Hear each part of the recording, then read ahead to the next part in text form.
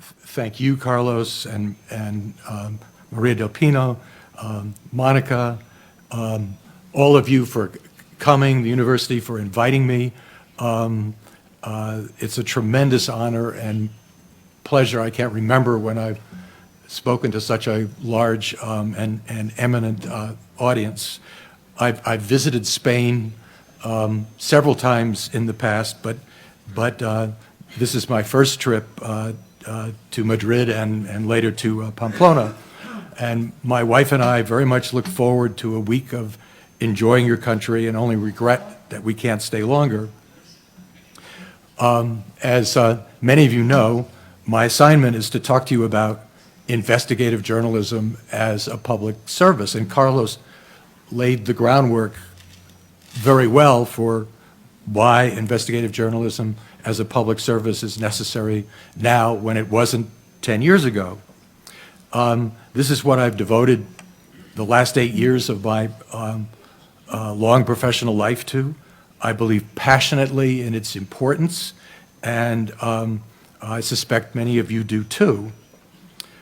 Nonprofit investigative reporting is one of the significantly growing parts in the dramatic reshaping that the business and profession of news has been undergoing in the last decade.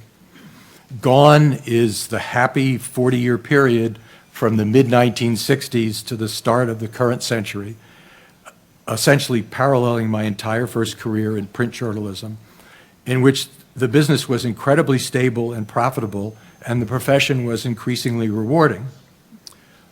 A decade or so ago, we embarked on an altogether different voyage in which the only constant in the news business is change. The signs are growing, moreover, that in 2016, this year, the pace of change will accelerate on many fronts. If present trends in the world economy continue, we could see multiple closings of print editions on several days of the week in the U.S. and in some cases entirely. There will inevitably be further movement of readers and advertisers to the web.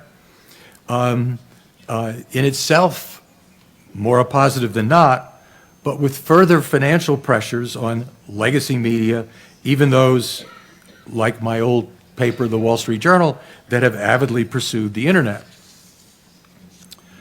What I'd like to do this evening is to lay out the current news landscape as I see it, identify the principal types of actors engaged in it, and describe where I think public service investigative journalism fits in the ecosystem developing on this landscape. I will try to show how useful and even important this kind of journalism is for the future, certainly in my own country, and I believe increasingly so in Europe and elsewhere.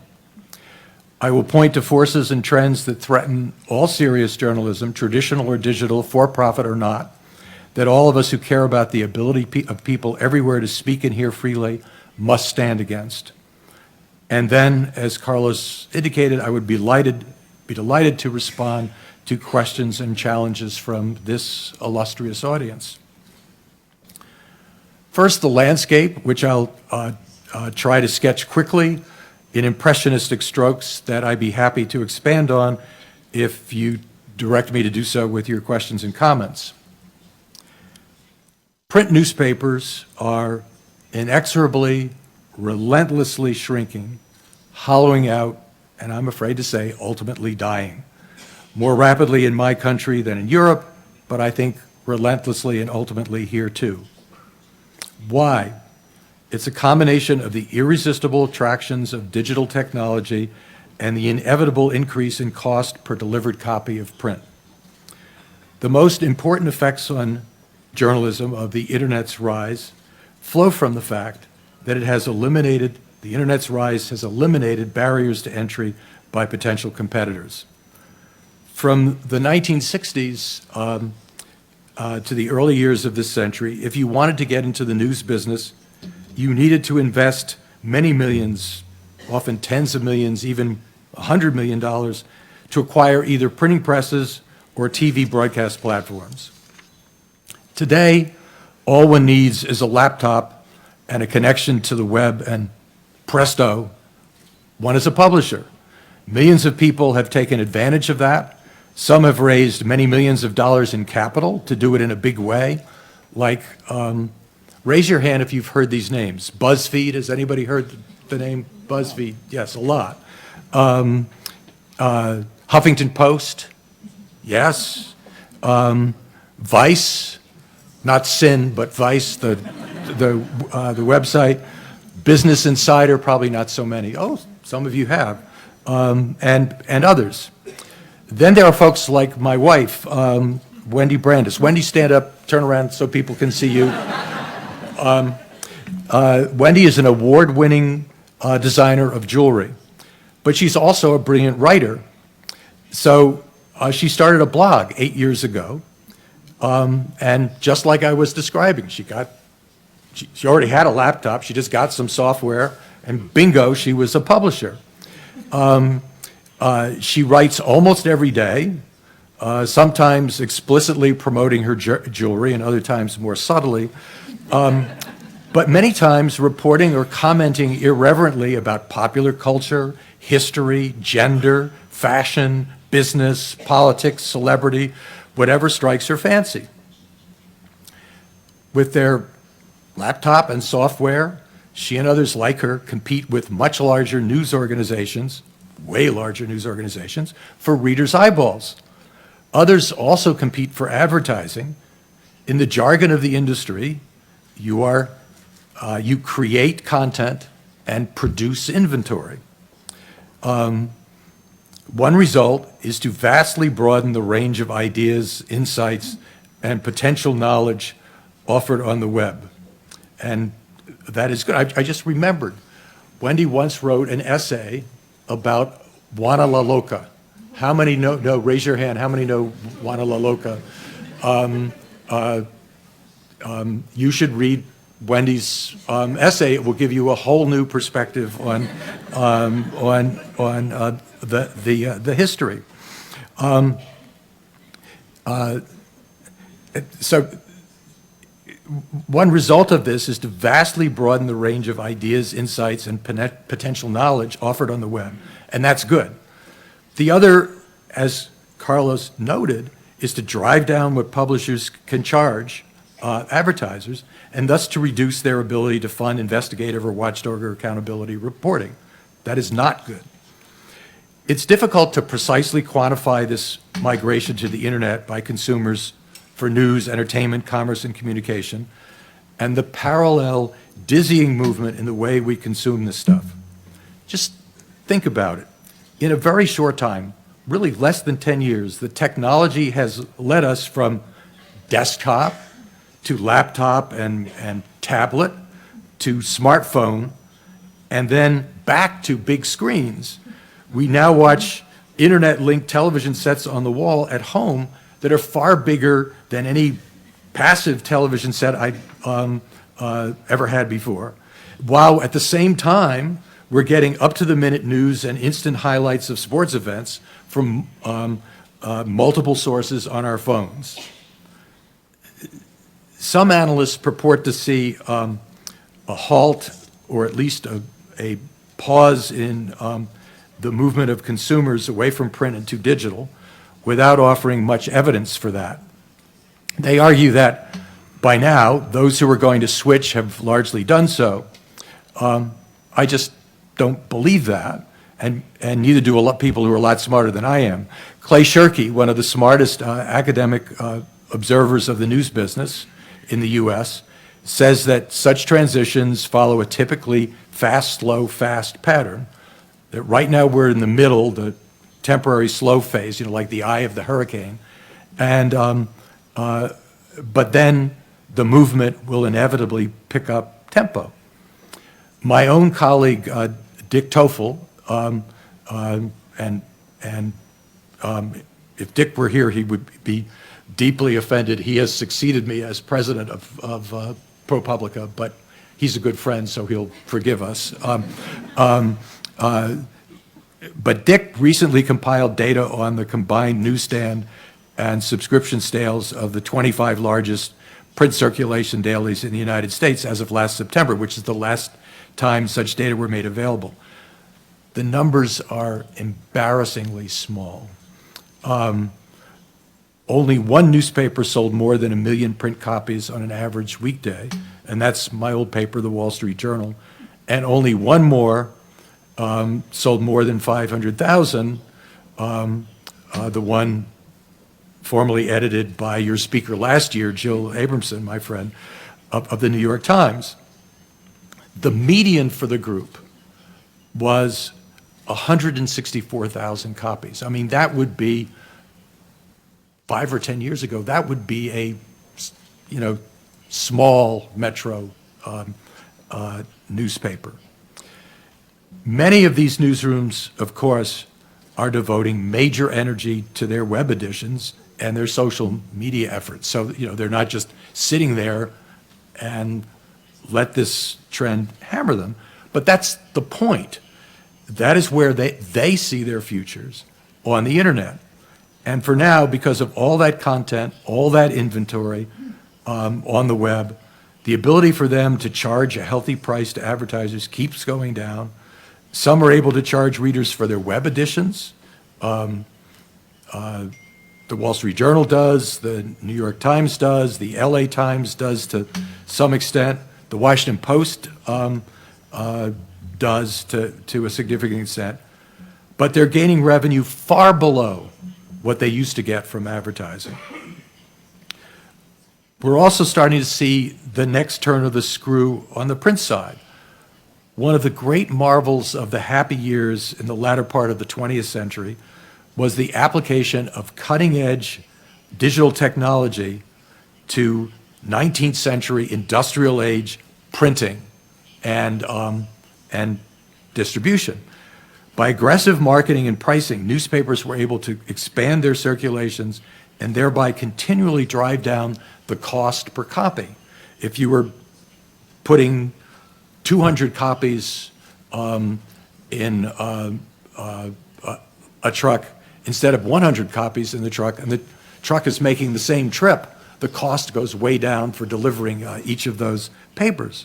But now, that once happy spiral is being reversed. So you're selling fewer newspapers, there are fewer papers in the truck, but you still have to pay the driver, you still have to put gasoline in the truck. So as circulation falls, the cost to deliver each paper rises. The combination of these factors means that legacy news organizations are continually under a cost squeeze. They continue to shrink staffing, particularly of high-cost investigative reporters and foreign correspondents. But while they may help the struggling bottom line for a while, it weakens the product they deliver every day and adds to consumer diffidence toward that product. There is another cost to this. To the extent that less investigative reporting is done, society suffers. Corruption unreported is corruption unchecked. That is where outfits like ProPublica can make a positive contribution. We don't need to make, as Carlos said, we don't need to make a profit to repay investors. All we need to do is cover our costs. Investigative reporting is one of a broad category of services that economists call a public good. Public goods provide value to people whether or not the people choose to pay for them. Examples are fire and police protection, free public schools or hospitals, animal rescue services, and the like. Many people benefit from having them, but paying for them occurs principally in two ways, either by donations by public-spirited citizens, which is the way we at ProPublica get paid, or by the compulsion of taxes and government spending, which is how organizations like the BBC in the UK get paid, for example. To see how that works in practice, consider this example.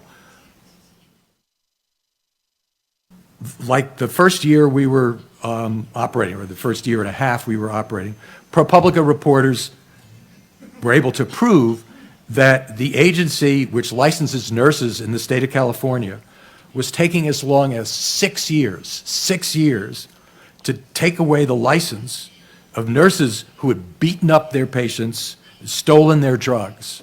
So you had literally dead patients as a result, or permanently disabled patients as a result. The nurses were fired when they got caught, but what would they do? They would simply drive to another hospital, flash their licenses, and the whole process would start over again. Our article describing this was published in partnership with the Los Angeles Times, the largest newspaper in the state.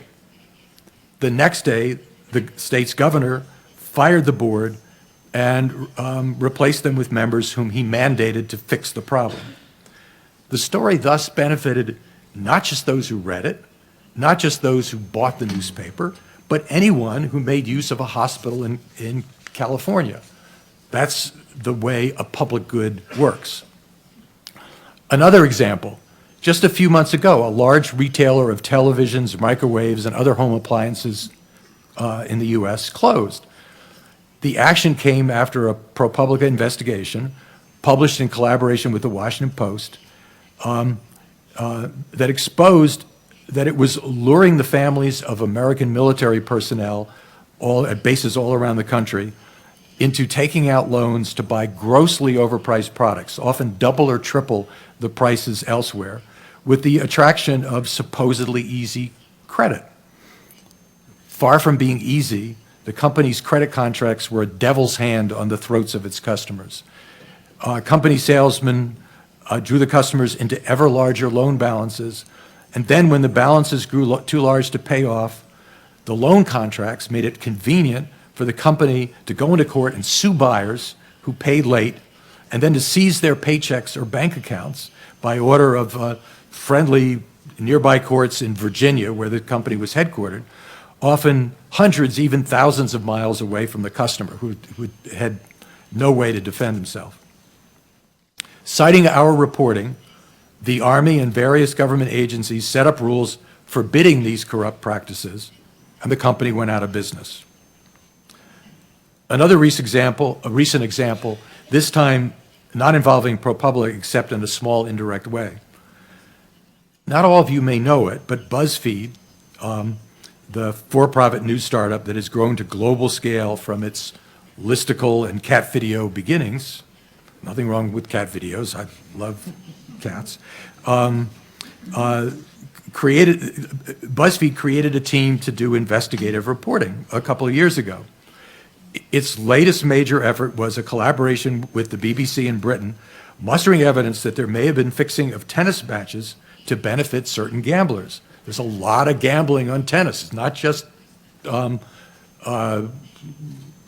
you call football, what I call soccer, but a lot of people bet on tennis. And just this week, as the Australian Open was starting, a major sports gaming operation shut down betting on a match where there were signs of suspicious betting activity. The small indirect tie to ProPublica, Mark Schoofs, the brilliant editor who heads the BuzzFeed investigative team, was, shall we say, recruited or stolen from us by BuzzFeed a couple of years ago. The tennis example points up some of the incipient trends in investigative reporting. One is collaboration. Nonprofit news organizations are more inclined to collaborate because they don't need to protect knowledge that is owned by for-profit stockholders. Often, two heads are better than one. You can combine audiences, you can combine sources, combine reporting and editing skills, and so on. The BBC is nonprofit in the sense that it doesn't need to satisfy shareholders, but it's a government agency funded by money from government-imposed fees. In the US, public radio and television are an increasing source of investigative reporting, and we love partnering with them. The United States is unusually well-suited to support nonprofit news organizations. There are substantial tax donations for donors, and there's a long established tradition of charitable giving for an enormous range of causes. But such efforts needn't be and increasingly aren't limited to North America. After some initial stumbling, a not-for-profit reporting organization, the Bureau of Investigative Reporting, is gaining significant momentum in Britain. Journalists in Italy, France, Germany, and Spain have talked to me about the possibility of such efforts in their countries.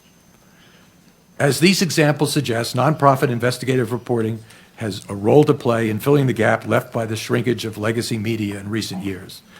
There are now more than 100 members of the Global Investigative Reporting Network, many of them nonprofits.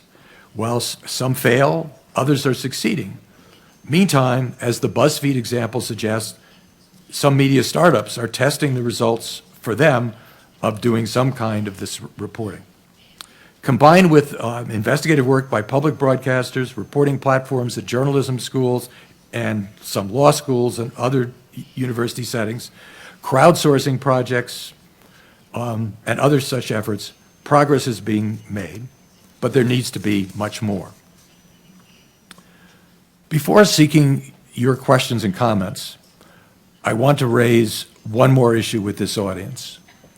It concerns what to me is a disturbing set of trends that are making many kinds of reporting, but especially investigative reporting, increasingly difficult for reporters and editors. I'm talking about a set of intimidating techniques that can weigh heavily on reporters and their families as they seek to ferret out and communicate the truth. One is criminal defamation. Now, that's a big Latinate phrase, but what it means is that in some countries, subjects of investigative reporting can go into court and obtain jail sentences against the journalists involved. Now, we in journalism should be subject to civil penalties, to fines or civil damages if we're proven to publish falsehoods that damage people because we did so deliberately or negligently or recklessly, but not jail time. It is typically government prosecutors and courts who decide who goes to jail, and it is often governments that are the subject of watchdog reporting. The targets of the stories shouldn't have this powerful a weapon in their hands. In the past, thanks to efforts by the Committee to Protect Journalists and other such organizations, the use of this kind of blunderbuss was being restrained. But now the procedure is reemerging in parts of Europe and Latin America, among other places. Another threat against journalists merely doing their jobs is the rise of anti-blasphemy laws in some countries. Now, I grew up understanding that blasphemy is a sin, okay? How many of you have seen the movie Spotlight? A couple of people. I don't think it's come to Europe yet. I think it's been mostly in North America so far. How many have heard of it but haven't seen it? Yeah, some more. It is one of the 8 nominees for Best Picture at this year's Academy Awards. And it does one of the best jobs I've ever seen of a movie in showing what it's really like to conduct investigative reporting. Under some forms of anti-blasphemy laws, the filmmakers could be prosecuted, and so could the journalists who were the subject of the film. Why?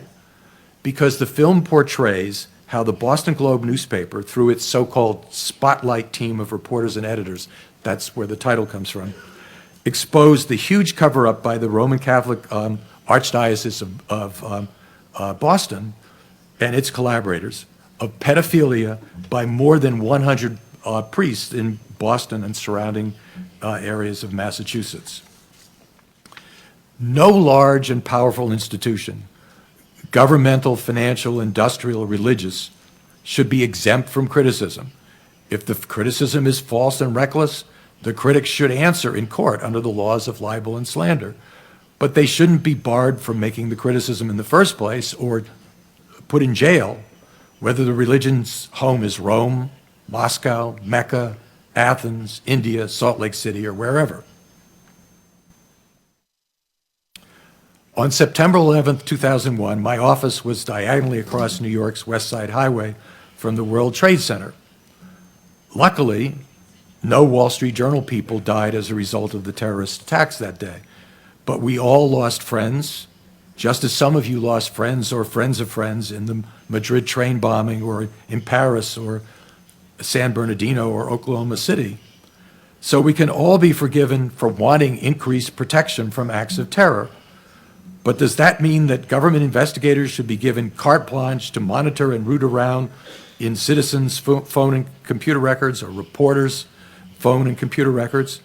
I think the answer is no. Some such access is appropriate and necessary, I will grant that, but the line should be carefully drawn, and I think more carefully than it's been drawn in the past. Finally, the murder or execution of journalists simply for doing their jobs should be branded what it is: a crime against humanity. Perpetrators caught and convicted should receive the severest punishment allowed in the prosecuting jurisdiction. It is one thing for journalists or any other civilian to die in the inevitable crossfires of war. It's another for them to be targeted by bloodthirsty war criminals who often videotape the executions in a kind of pornography of violence. Ladies and gentlemen, I thank you for your attention. If there is one thought I'd like to leave you with tonight, it is this.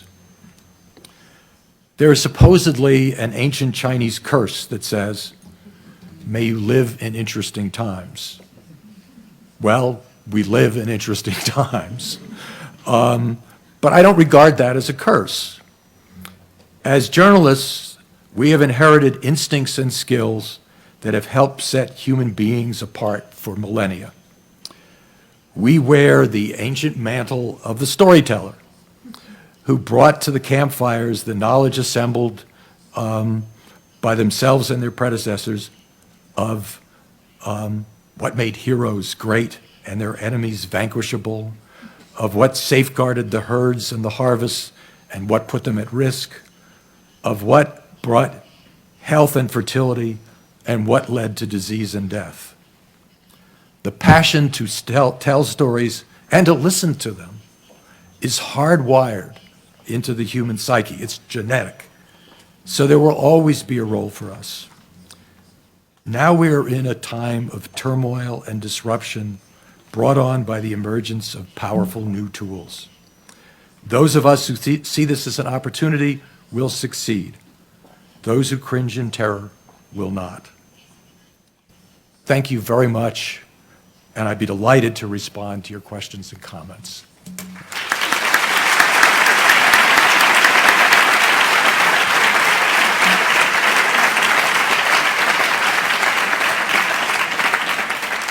Okay, I've got many questions, interesting, and but I want to start with a very crispy question.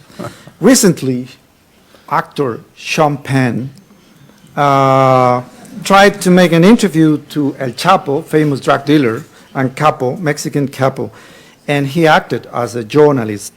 And the person that is has written this question is, what is your opinion about that? That an actor that is not a journalist acted as a journalist? Well, in the United States, we don't allow tests for deciding who is a journalist. If, when I was chairman of the Committee to Protect Journalists, we would aid journalists, and the question was, who is a journalist? And the answer is anyone who's doing journalism. So I'm perfectly willing. I love Sean Penn as an actor. I'm not quite so respecting of his journalistic skills, but at least he's behaving as a journalist. And he also visited your friend Hugo Chavez in Venezuela, and you know, it's and Rolling Stone, who published his report, they had the great advantage of, first of all, access to a famous, in some quarters, folk hero drug dealer, in other quarters, a murderer, and the star power of Sean Penn combined. So, it was a great circulation driver.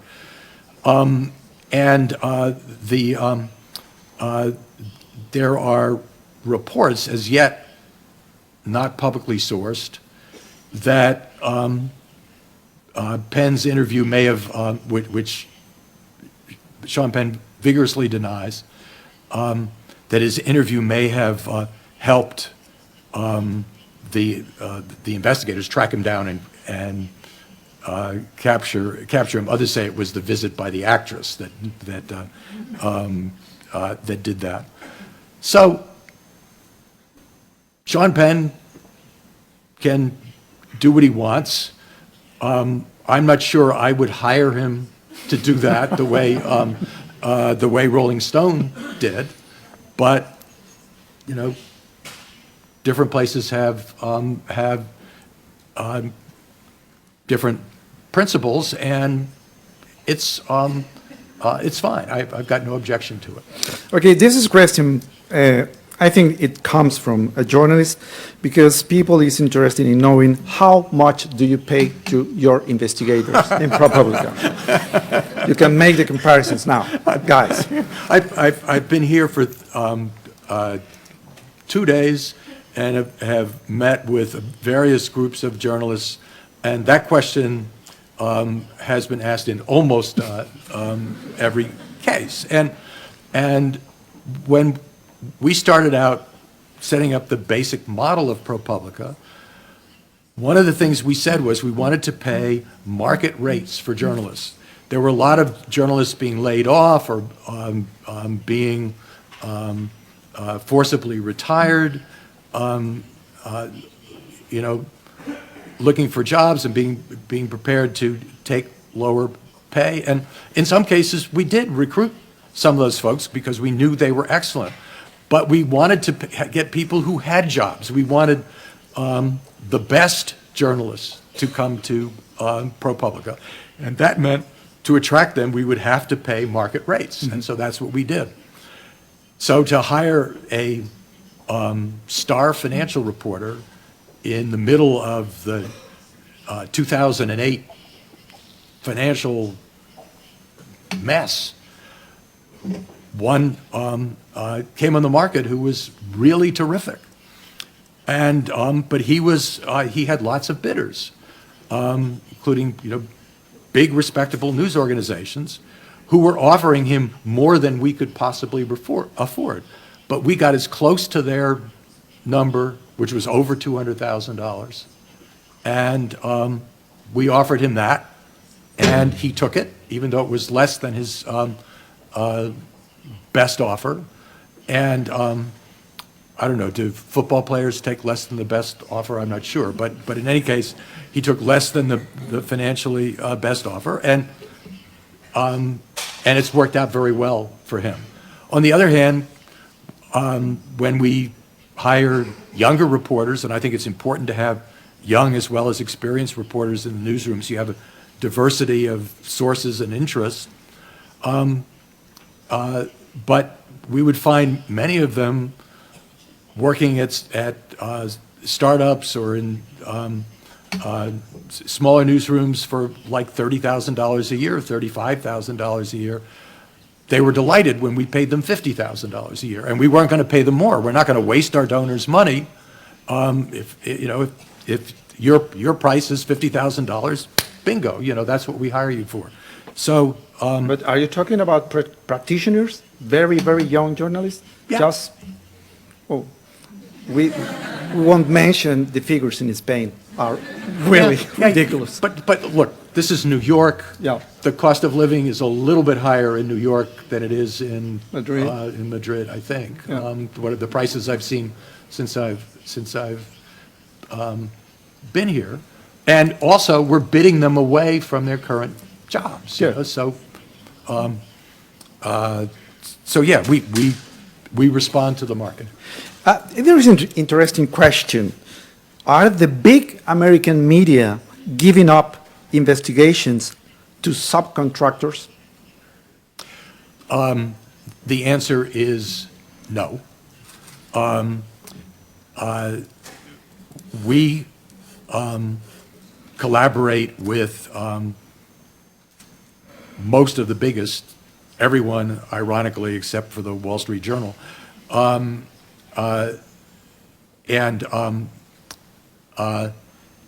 our two biggest collaborators are the New York Times and the Washington Post. And with the Washington Post, we have, I don't know, maybe a dozen stories a year.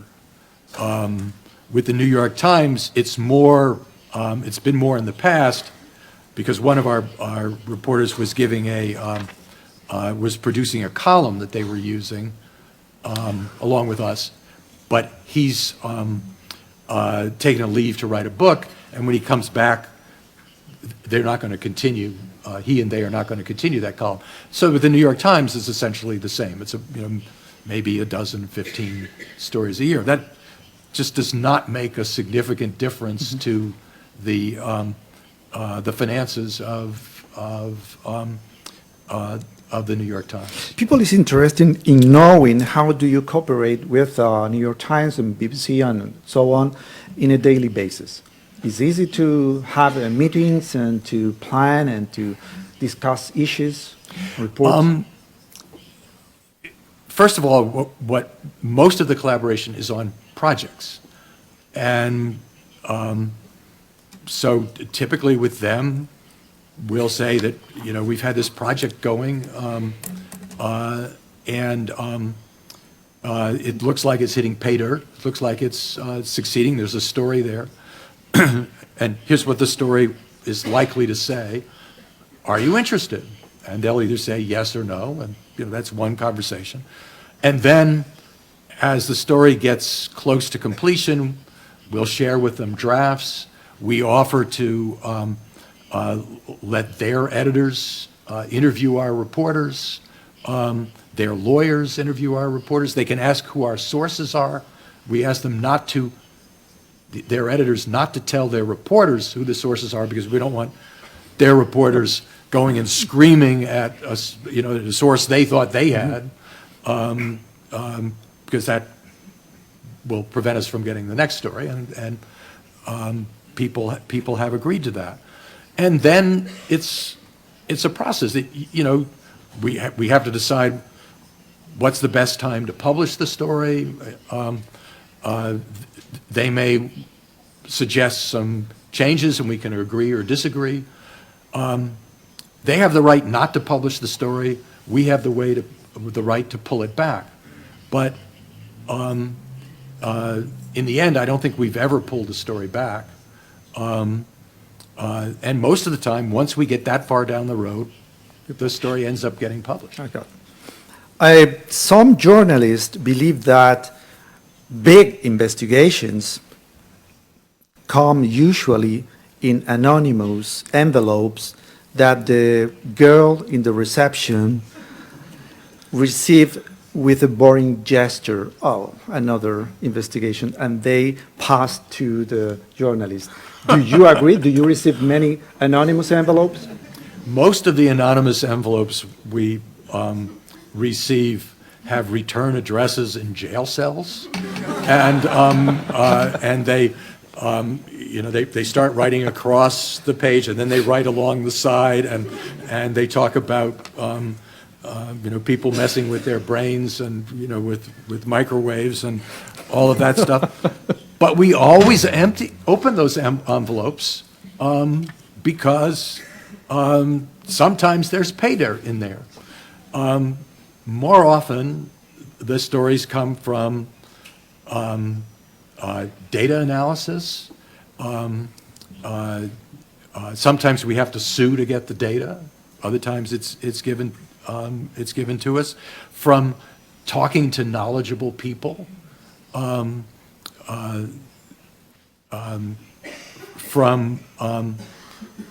putting two and two together and hypothesizing that there's a story. I mean, you know this better than I do. I mean, it's the process that goes forward for finding a story.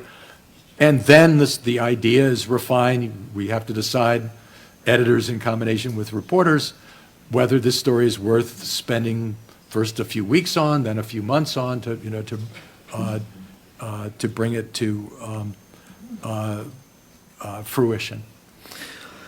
This is a very interesting question, is which are realistic and sustainable business models for online investigative reporting in non-democratic countries and non-free market countries? Because they need investigations. Does such a thing exist? I mean, that's like saying,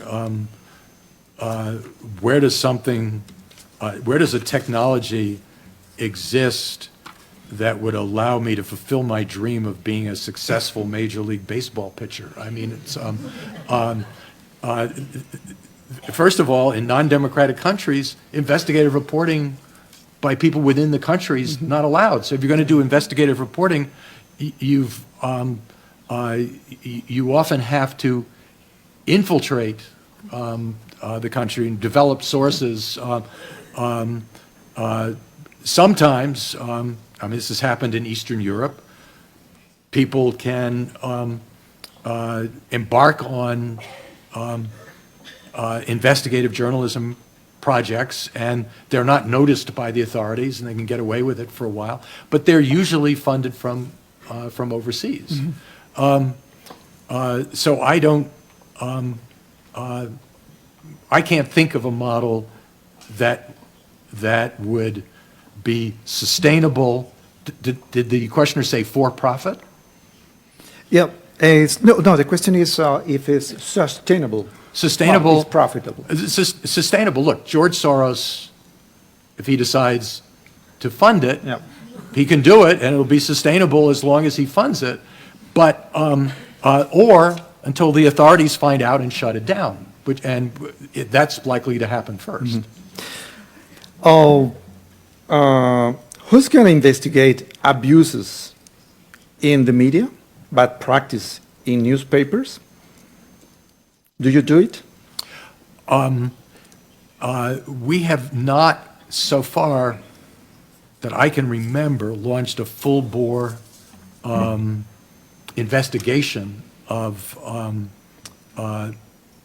media, but we are open to it, and we do have a commentary column, written by my successor as editor-in-chief, Steve Engelberg, called A Second Look. And what it is a look at journalism, sometimes our own, sometimes other people's, where we criticize it. So we're open to doing that, and we are certainly open to embarking on a big investigation if we find leads to corruption by media. So far, we haven't found such a lead, but if any of you have it, bring it on. What was the news that cost you the most in terms of suffering, personal, emotionally? Oh, I mean, without question, it was the murder of my colleague, young reporter Danny Pearl in 2002, by militants who seized him in Pakistan, and was one of the first of these. We're going to put cutting off your head on a video and use it as a recruiting tool. It was agony when we discovered he had been taken. We enlisted his kidnappers, wrapped themselves in Islamic words and phrases. So we reached out to Islamic leaders who would say, this is a reporter who has never done anything against Islam, to no avail. The same person who planned the World Trade Center attacks is the one who executed him. I remember. So that Really was painful. the by far the most agonizing story we ever had to do. How we can embrace new technologies in order to strengthen quality journalism? I'm sorry? How can we embrace new technologies in order to improve the journalism, quality journalism?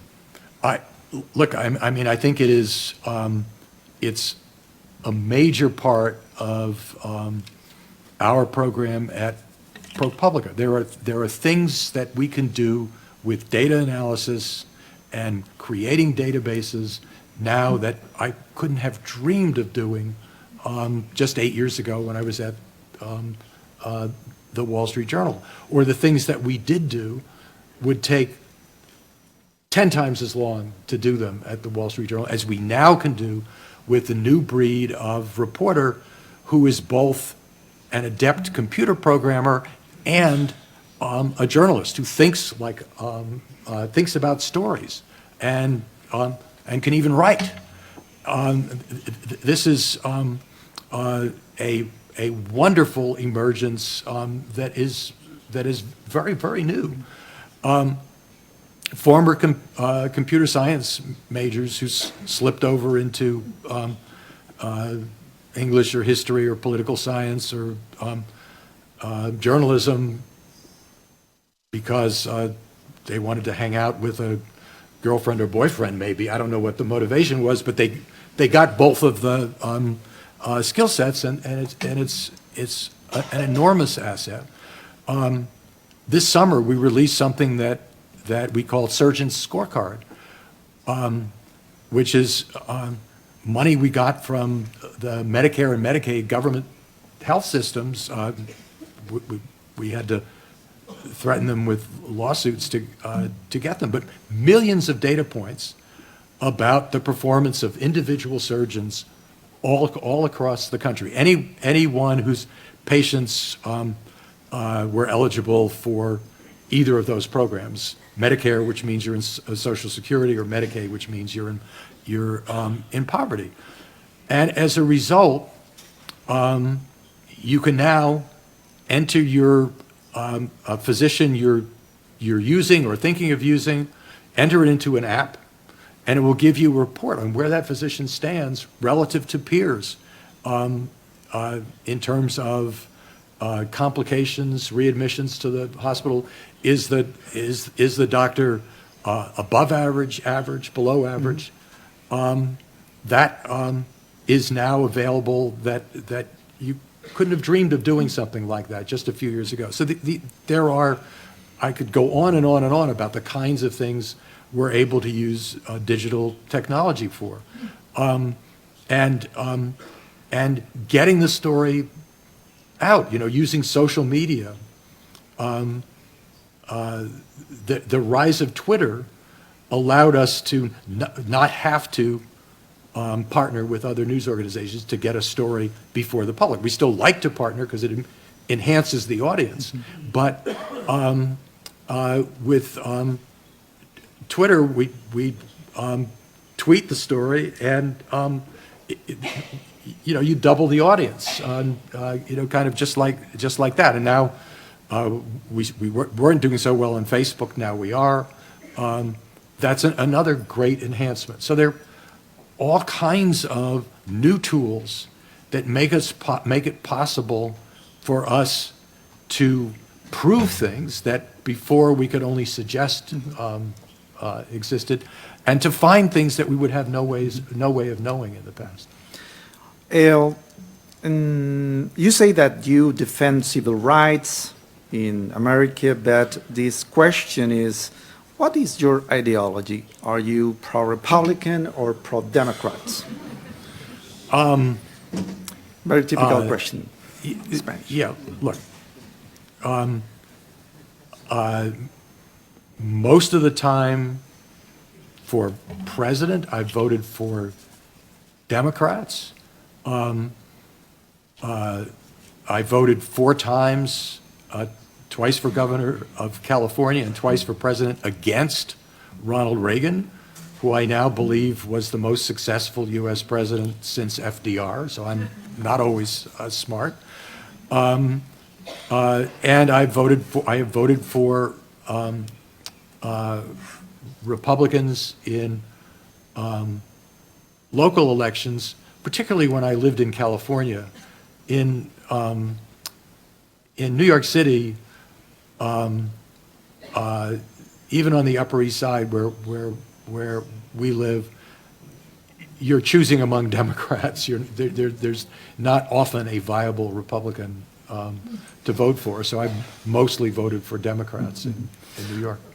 Are you thinking in launching ProPublica in Europe, in another country, in Spain, in Madrid, or the other side? Have you got offers from other countries to launch ProPublica? We've had feelers. We've done conversations of not so much launching a ProPublica Europe or a ProPublica Russia. That's a joke.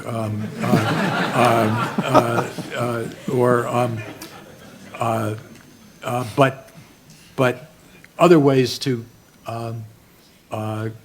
collaborate. I mean, in my time both at the Wall Street Journal and the LA Times, there were stories that arose involving U.S. aerospace companies bribing public officials in Japan. And I've talked to big newspapers in Japan, and I said, look, if you ever get wind of something like that again, we will, go halvesies with you on that story. So far, it hasn't happened, but that kind of story we would be open to immediately. We've also talked about, when we think about where would be potential expansion, we've thought about trying to see what we could do to offset the gap in foreign reporting that is parallel to the gap in investigative reporting in the U.S. Their number of reporters sent overseas by American news organizations is way, way, way down. But the one significant expansion we've had was to deepen our existing beat structure, which has proved to be, the right decision. But we've looked at doing foreign reporting. We've also looked at doing, picking a state or two in the U.S. because there's a real concern about local investigative reporting, and see if we could come up with a ProPublica model for local or state or regional reporting. And we think about that, but there's nothing, serious on the hopper right now. Some people is trying to ask you what is your opinion about Julian Assange that is in the Ecuadorian embassy in London.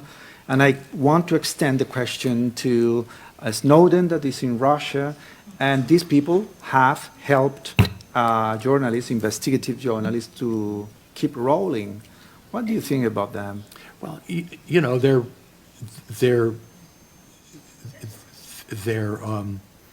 each, they're very different personalities, and so I have sort of different attitudes about their personalities.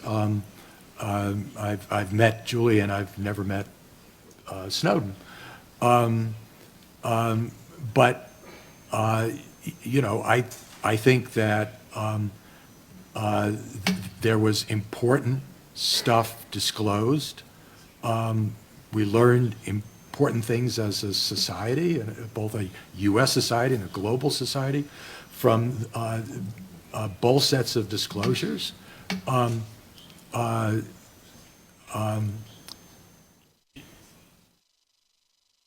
The newspapers that Assange collaborated with, newspapers and magazines, the New York Times, Der Spiegel, The Guardian, top-notch organizations, and they made every effort to try to protect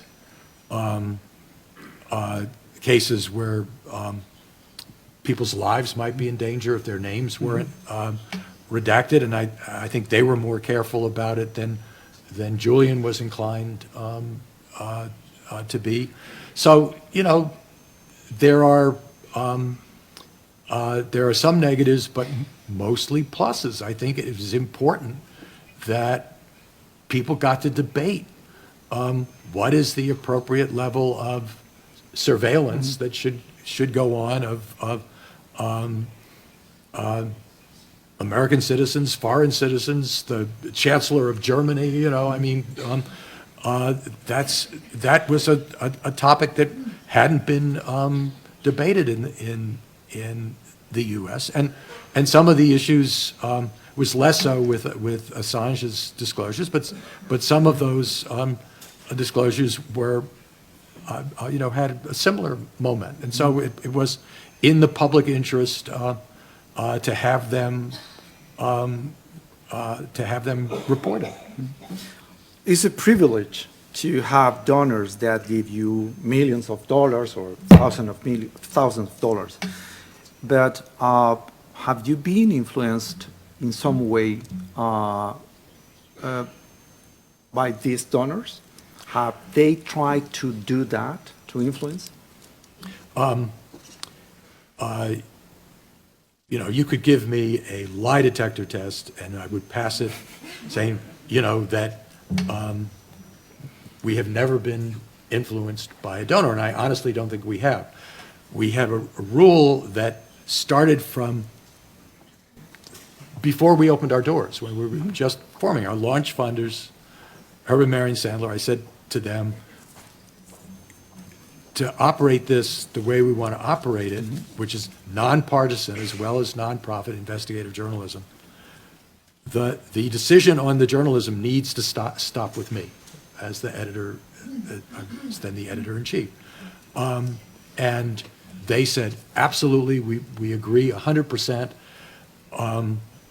One of the first resolutions of the board was that members of the board and contributors could suggest stories. I would take a story idea from the devil herself if if it proved out, but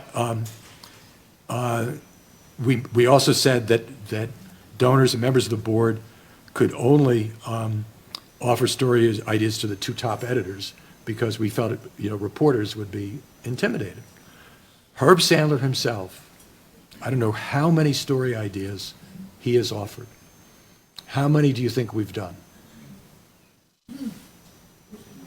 And it was a really good story, but all of his other ideas were either lousy or we didn't have the right staff to do them, or but we have done one story that he suggested.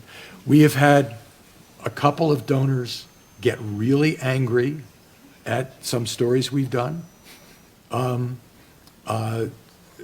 We had a significant donor in California who's a passionate Democrat, and we did a story exposing how the Democratic Party rigged the supposedly nonpartisan district drawing effort that was launched with great fanfare in California and some other states. In some other states, we exposed Republicans, but in California, the biggest state, we got these documents showing the Democrats gloating on how they had rigged this. It infuriated him, and we didn't get his check. We explained to him that we call them as we see them, and this was a very appropriate story for us to do. We're nonpartisan, and he humphed. But a year later, he came back. So, I have two more questions, and the last one is about Donald Trump, so stay in your seats. What's your opinion of Jeff Bezos? Jeff Bezos is the founder and owner of Amazon, and he bought the prestigious Washington Post. not the company, he personally. What is your opinion about this dealing? I think it's absolutely terrific. The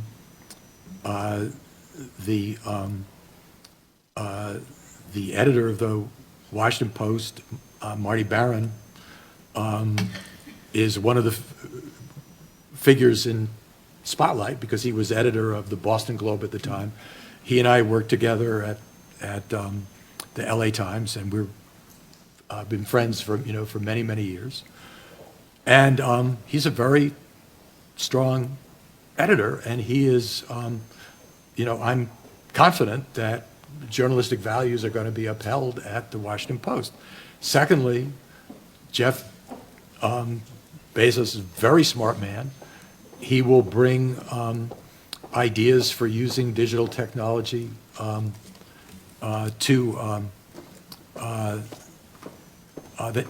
that no one in the news business would think of, and may have already. I don't know.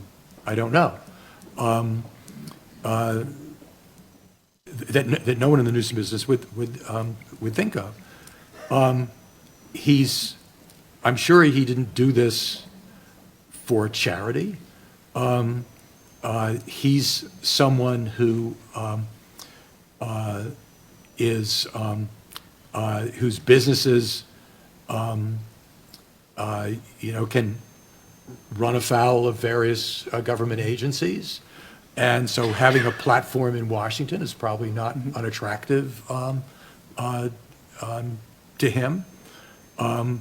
But I think he also understands that if he does something that crosses an ethical line, his own newspaper will React. react. Yeah.